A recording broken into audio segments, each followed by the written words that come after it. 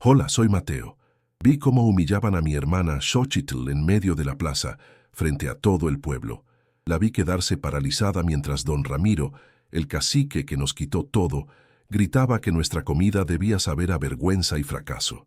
Su hijo, un cobarde, me empujó y caí sobre una canasta de verduras mientras todos se reían. Fue el sonido de esas risas lo que se nos clavó en el alma, un eco de desprecio que parecía confirmar que no éramos nadie. ¿Alguna vez has sentido que el mundo entero se ríe de tu dolor? Antes de contarte cómo ese día de vergüenza se convirtió en su mayor fuerza, comenta de qué ciudad estás viendo esto y suscríbete al canal. Créeme, no querrás perderte lo que pasa cuando el sabor de la humillación se mezcla con el de la venganza y se sirve en un plato. La historia de Xochitl merece ser escuchada. Todo comenzó por el festival gastronómico anual, El Sabor de Oaxaca. Para nosotros no era una fiesta, era la única salida. El premio en efectivo era suficiente para pagar la deuda que nos ahogaba desde la muerte de mi padre, esa misma deuda que don Ramiro usó para arrebatarnos nuestra pequeña fonda. Esa fonda era el corazón de nuestra familia. Perderla fue como si nos hubieran arrancado un órgano vital. Ahora, la idea de competir en ese festival era nuestra última gota de esperanza, un susurro desesperado en medio del ruido de nuestra ruina. Mi hermana Xochitl siempre fue una mujer de silencios. Mientras yo sentía la rabia hirviendo por fuera, ella la guardaba por dentro. Su único refugio era la cocina, el pequeño rincón de la casa que olía a nuestra abuela. Ahí guardaba su tesoro más grande, un viejo cuaderno de recetas escrito a mano, un legado que nadie más valoraba. Esa noche, después de la humillación, la encontré abrazada a ese cuaderno, llorando sin hacer ruido. No lloraba por el empujón o las burlas, lloraba por el honor perdido de nuestra abuela, cuyo espíritu vivía en esas páginas. Llegar a casa después de esa humillación fue como entrar a una tumba. Mi madre, Elena, nos recibió con esa mirada de resignación que tanto odiaba. Para ella, la pasión de Xochitl por la cocina era una distracción inútil, un recordatorio de lo que habíamos perdido. ¿Para qué gastar gas en eso?, le decía señalando las ollas. No lo entendía.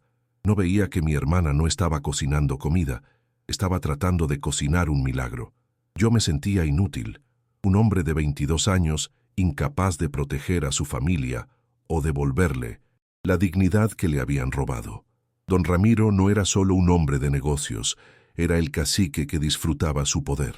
Convirtió nuestra fonda, un lugar cálido y familiar, en un restaurante pretencioso y frío, al que nadie de nosotros podía entrar.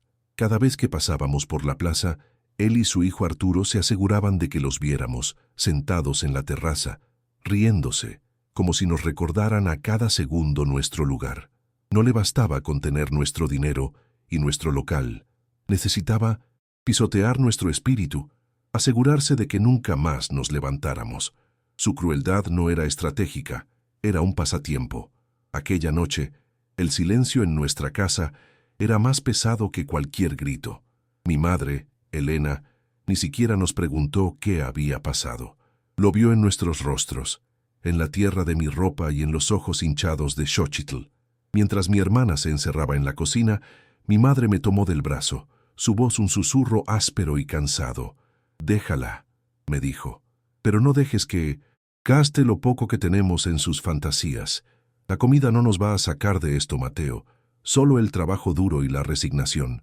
Su pragmatismo me dolía más que cualquier insulto de don Ramiro. Xochitl no escuchó, o si lo hizo, fingió no hacerlo.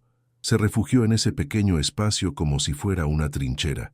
Yo la observaba desde la puerta, sin atreverme a entrar. Molía los chiles en el metate con una fuerza que no parecía suya. Sus movimientos eran precisos, casi ceremoniales, como si cada grano de especia fuera una palabra en una oración de rebeldía. No estaba cocinando para nosotros, ni siquiera para ella. Estaba cocinando para los fantasmas de nuestra familia, para nuestra abuela, para demostrarle a un mundo sordo y ciego que nuestro legado aún respiraba entre el humo y los aromas. Los días siguientes fueron un infierno silencioso. Caminar por el pueblo se sentía como una procesión de la vergüenza. La gente, Ya no nos miraba con lástima, sino con una especie de desprecio divertido. Escuchaba los murmullos a nuestras espaldas. Ahí van los morales, los soñadores.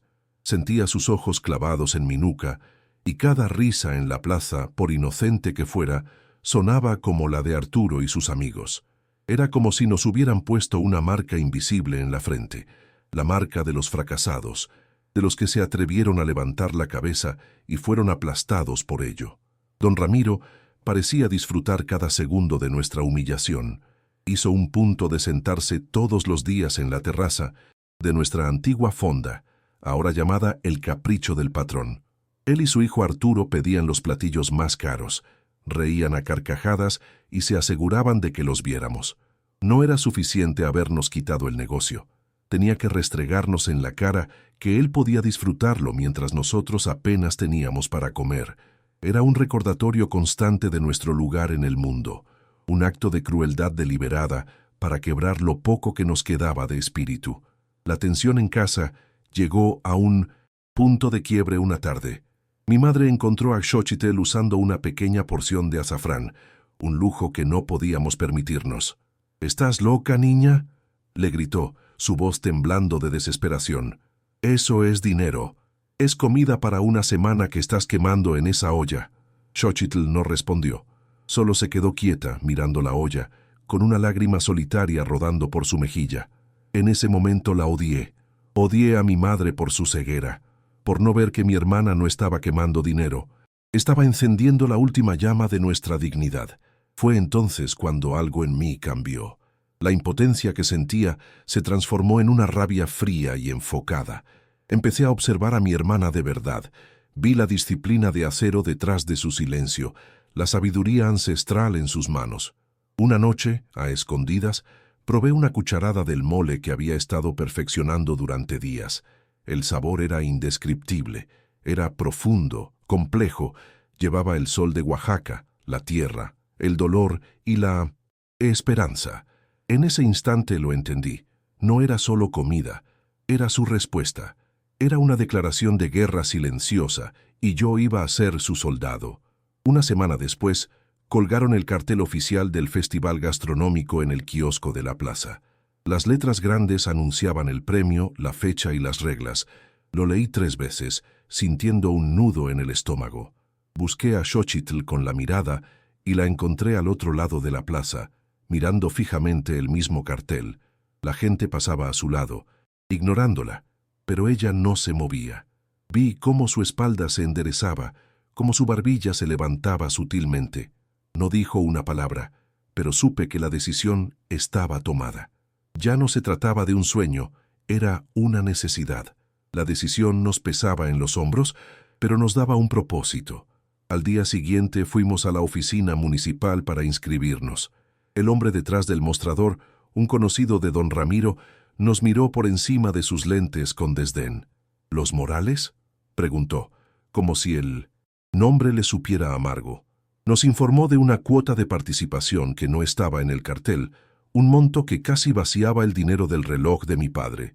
Sentí la trampa, la barrera invisible que ponían para desanimarnos, pero le entregué el dinero. La mirada de Xochitl era de acero. No íbamos a retroceder. La noticia de nuestra inscripción corrió por el pueblo como pólvora. Don Ramiro no tardó en actuar. Su venganza no fue con gritos, sino con un silencio venenoso. Cuando fuimos al mercado a comprar los ingredientes, los proveedores de siempre, los que nos conocían desde niños, de pronto no tenían lo que buscábamos. Se me acabó justo ayer. Ya lo tengo todo apartado. Sus miradas esquivas nos decían la verdad. El cacique les había prohibido vendernos. Nos estaba cortando los suministros, atacando a Xochitl en el único lugar donde era invencible, su cocina. Nos quería ver fracasar por falta de armas. Cuando mi madre se enteró de que habíamos pagado la inscripción, la casa se convirtió en un campo de batalla. ¿Están locos?, nos gritó, su voz rota por el miedo y la furia. ¿No entienden que están provocando a ese hombre? Nos va a destruir. Ese dinero era para comer, no para sus fantasías. Agarró a Xochitl por los hombros, sacudiéndola suavemente.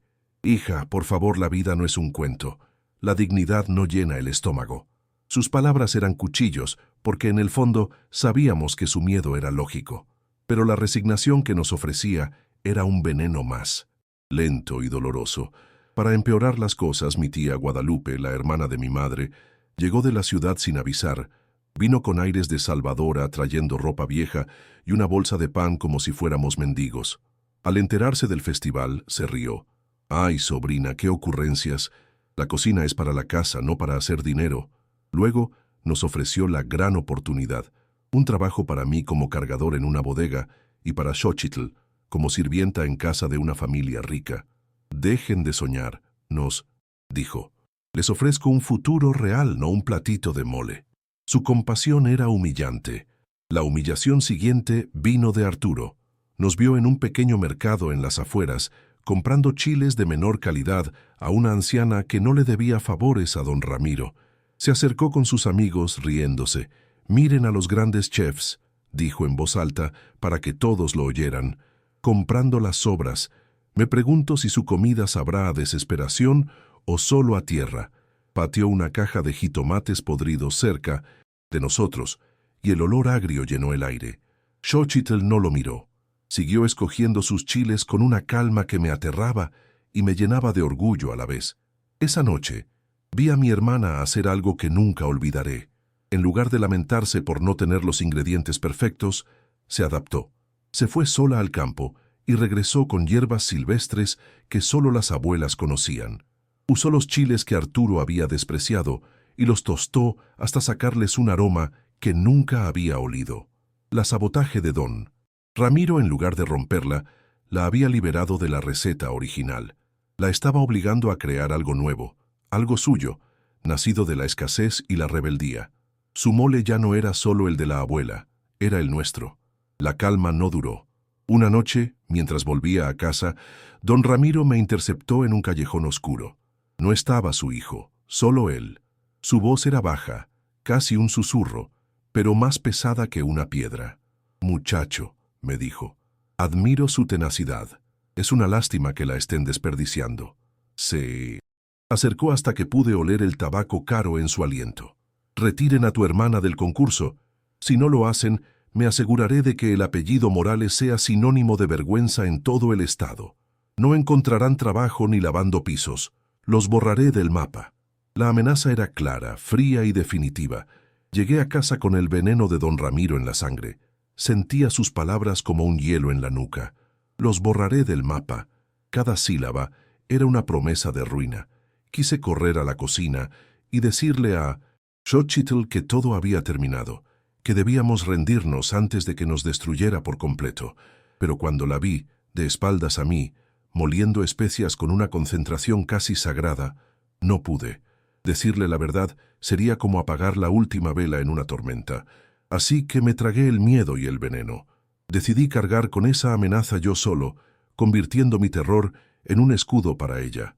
Ella no notó mi miedo, o tal vez sí lo hizo, pero estaba demasiado inmersa en su propia guerra silenciosa. Los siguientes días, la cocina se convirtió en su monasterio y su campo de entrenamiento. Se levantaba antes del amanecer y se acostaba mucho después de que la luna estuviera alta. Medía, tostaba, molía y probaba con una paciencia infinita. Sus movimientos ya no eran solo de una cocinera, eran los de una guardiana de un ritual antiguo. Estaba conversando con nuestra abuela a través de ese cuaderno, descifrando secretos en cada mancha de aceite y en cada letra desvanecida. El mundo exterior dejó de existir para ella. Fue 2 noches antes del festival cuando la vi flaquear por primera vez. Estaba sentada en el suelo de la cocina, mirando fijamente una olla, con los hombros caídos. «Mateo», me dijo en un susurro, sin mirarme. «¿Y si mi mamá tiene razón? ¿Y si solo estamos haciendo el ridículo? Estamos gastando lo que no tenemos para que se rían de nosotros otra vez». Su voz estaba rota. En ese momento, la amenaza de don Ramiro pesó sobre mí como una montaña, pero la miré a los ojos y le mentí. Le dije que su comida no era un platillo, era un grito, y que todo el pueblo iba a tener que escucharlo. Al día siguiente, cuando la esperanza parecía más delgada que nunca, ocurrió algo inesperado. Un golpe suave en la puerta nos sobresaltó. Era doña Elodia. La anciana que nos había vendido los chiles no dijo casi nada.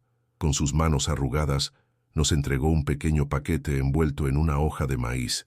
Dentro había un trozo de cacao criollo puro, oscuro y fragante, de ese que ya casi no se encuentra. Para el alma del mole, susurró, que nadie se las quite. Se dio la vuelta y se perdió en la penumbra. No fue un regalo, fue un acto de rebelión silenciosa. Alguien más en ese pueblo odiaba al cacique. Con ese cacao, el mole se transformó.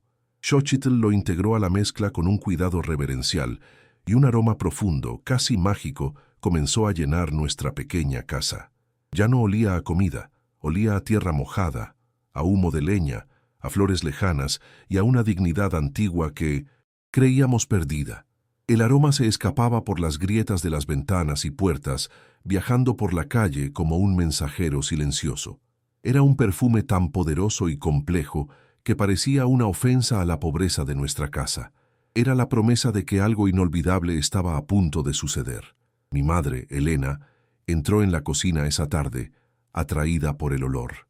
Se detuvo en el umbral, con la nariz arrugada, no de disgusto, sino de confusión.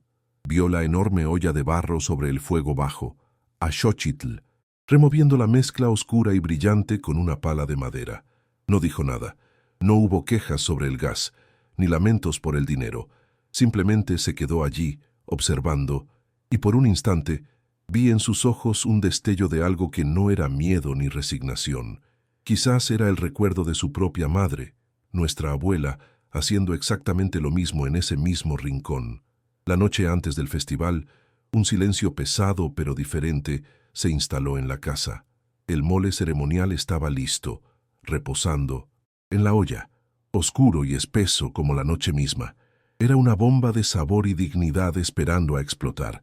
Xochitl y yo nos sentamos a la mesa, demasiado cansados y nerviosos para hablar. Ya no se trataba del dinero, ni siquiera de la fonda.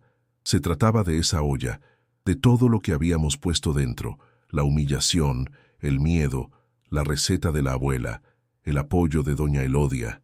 Mañana no solo íbamos a competir, íbamos a responder.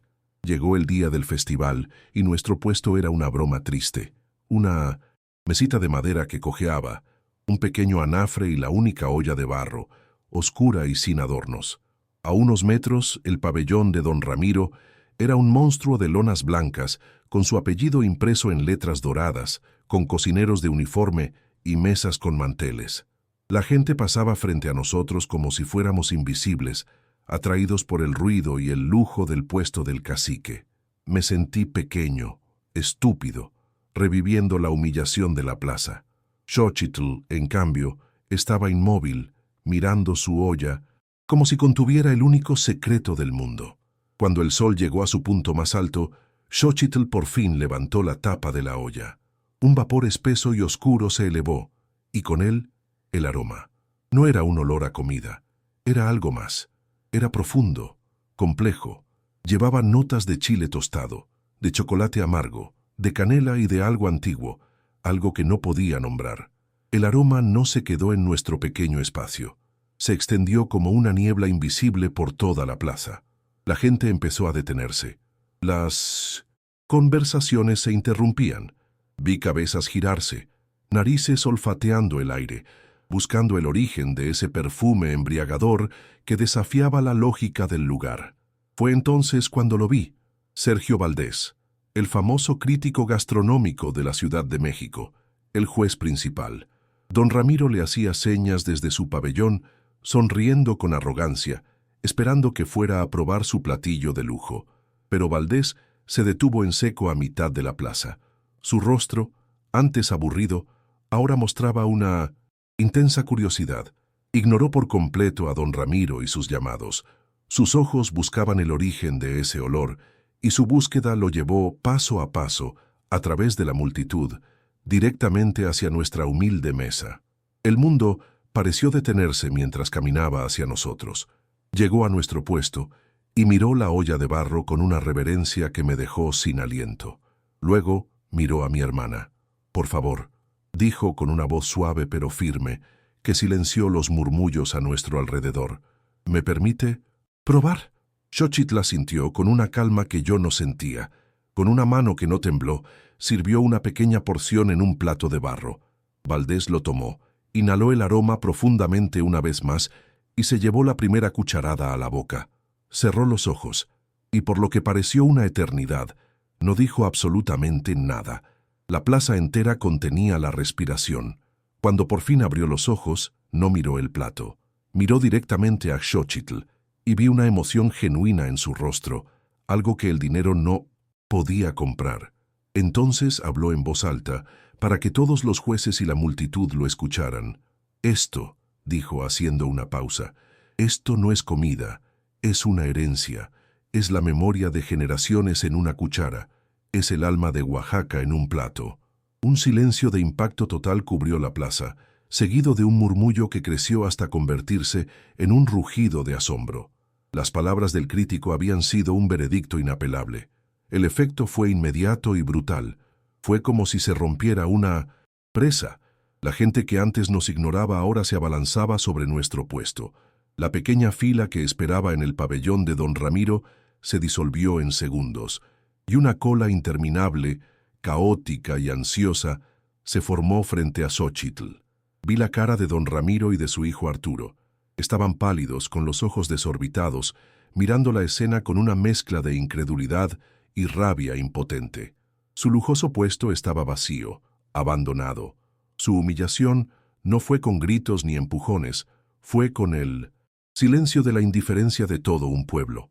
La deliberación de los jueces fue una simple formalidad. El nombre de Xochitl Morales fue anunciado como la ganadora unánime del festival. El aplauso fue ensordecedor, un estruendo que sacudió la plaza y mi alma.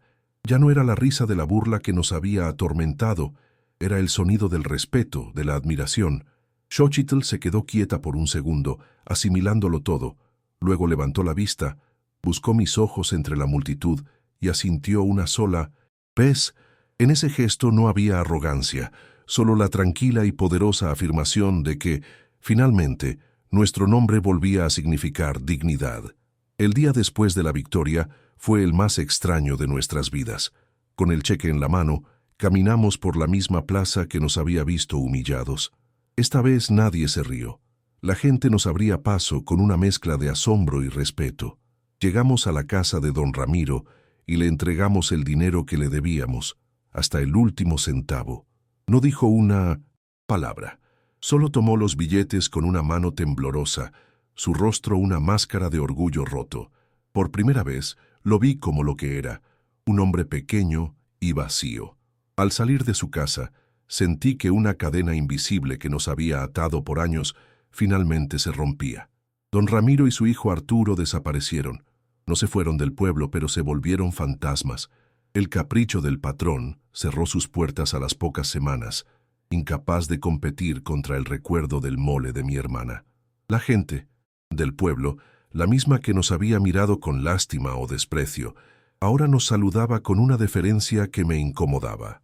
«Buenos días, don Mateo. Qué gusto verla, doña Xochitl». Su respeto se sentía como una disculpa tardía. Entendí que no nos habían odiado, solo le habían tenido miedo al cacique. Nuestra victoria no solo nos liberó a nosotros, también los liberó a ellos, pero el cambio más profundo ocurrió en casa. Mi madre, Elena, dejó de hablar de resignación. La vi entrar un día a la cocina donde Xochitl planeaba nuestro futuro, y en lugar de quejarse tomó un delantal. Empezó a ayudar, picando cebolla con una habilidad que yo no sabía que tenía, sus movimientos un eco de los de mi abuela. Nunca habló del pasado, nunca pidió perdón por su falta de fe. No hizo falta. Su presencia silenciosa en la cocina, su orgullo palpable en cada plato que ayudaba a preparar, fue la reconciliación más poderosa que nuestra familia pudo tener. La dignidad había regresado a sus ojos. Con el dinero del premio y el contrato del hotel, no recuperamos la vieja fonda. Compramos un local más grande, en el corazón de la plaza, y lo llamamos la cocina de la abuela. No era un lugar pretencioso, sino cálido, lleno de luz y del aroma a leña y especias. Dimos trabajo a gente del pueblo, a madres solteras y a jóvenes que, como nosotros, solo necesitaban una oportunidad. El restaurante se convirtió en un refugio, un lugar donde el valor de una persona no se medía por su apellido, sino por el sazón de su corazón. Nos convertimos en un pilar de la comunidad, no por poder, sino por servicio. Xochitl se transformó. La joven tímida que se escondía detrás de las ollas se convirtió en una matriarca silenciosa. No levantaba la voz, pero su presencia en la cocina era una fuerza magnética. Dirigía a su equipo con una mirada, un gesto, una calma que imponía más respeto que cualquier grito. La gente venía de otras ciudades solo para probar su comida y ver a la joven chef que había derrotado a un cacique con una receta. Su silencio ya no era de miedo, era de poder. Había encontrado su voz, no en las palabras, sino en el lenguaje universal de la comida que alimenta el alma. A veces, por las noches, me siento en una esquina del restaurante y la observo. Veo las mesas llenas, escucho las risas y siento el calor de la comunidad que hemos construido. Mucha gente cree que esa receta que ella guardaba nos hizo ricos. Y sí, el dinero llegó, pero la verdadera riqueza no está en el banco. La verdadera riqueza es ver a mi madre sonreír, ver el respeto en los ojos de nuestra gente y sobre todo ver a mi hermana de pie, radiante, dueña de su destino. Esa receta no solo nos devolvió una fonda, nos devolvió el alma que nos habían intentado arrebatar. Mucha gente piensa que la historia terminó con el premio, que el dinero fue la solución a todo. Creen que el secreto estaba encerrado en ese viejo cuaderno de mi abuela, una fórmula mágica para el éxito que Xochitl simplemente ejecutó. Pero se equivocan. La receta que nos devolvió la vida no estaba escrita en ninguna página. Se fue cocinando lentamente, cada día, con ingredientes que nadie quiere probar: la vergüenza, el miedo, la rabia contenida y la desesperación. El mole fue solo el plato donde servimos una justicia que llevaba años hirviendo a fuego lento dentro de nosotros, esperando el momento exacto para ser liberada. En esa olla de barro, mi hermana no solo mezcló chiles y especias, echó cada lágrima que derramó en silencio. Echó la humillación de la plaza, el sonido de las risas de Arturo y sus amigos. Agregó el miedo en la voz de mi madre, la amenaza de don Ramiro en aquel callejón oscuro y el peso de mi propia impotencia. Y al final, añadió el ingrediente más poderoso, el acto de rebeldía de doña Elodia, esa pizca de cacao que nos recordó que no estábamos solos. Ese mole no sabía a comida, sabía a nuestra historia, a cada herida y a cada pequeña victoria. Nuestra victoria no fue solo nuestra, fue como si todo el pueblo hubiera estado conteniendo la respiración junto a nosotros. La caída de don Ramiro no fue celebrada con fiestas, sino con un alivio colectivo y silencioso. La gente caminaba más erguida, hablaba un poco más alto. Nuestro restaurante, la cocina de la abuela, se convirtió en más que un negocio. Fue la prueba de que el poder basado en el miedo es frágil. Demostramos que la verdadera fuerza no está en el dinero ni en los apellidos, sino en la autenticidad, en el legado que se defiende con las manos y el corazón.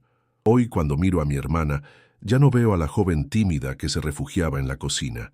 Veo a una mujer que aprendió que su silencio no era debilidad, sino una forma de escuchar el alma de las cosas. No necesita gritar para ser la líder que todos respetan. Su poder está en su calma, en la certeza de su sazón, en la dignidad con la que porta el delantal de nuestra abuela. Ella no solo ganó un concurso, reclamó nuestro lugar en el mundo y le enseñó a todo un pueblo que el honor a veces se sirve en un plato de barro. Si esta historia te tocó de alguna manera, si conoces a alguien que necesita recordar que la fuerza más grande puede nacer de la herida más profunda, compártela. A veces, un relato como el de mi hermana puede ser el ingrediente que falta para encender una llama de esperanza. Y suscríbete al canal, porque aquí seguiremos contando historias de gente real, de lucha, de verdad y de justicia. Historias que merecen ser escuchadas para que nunca se olviden. Gracias por escuchar hasta el final.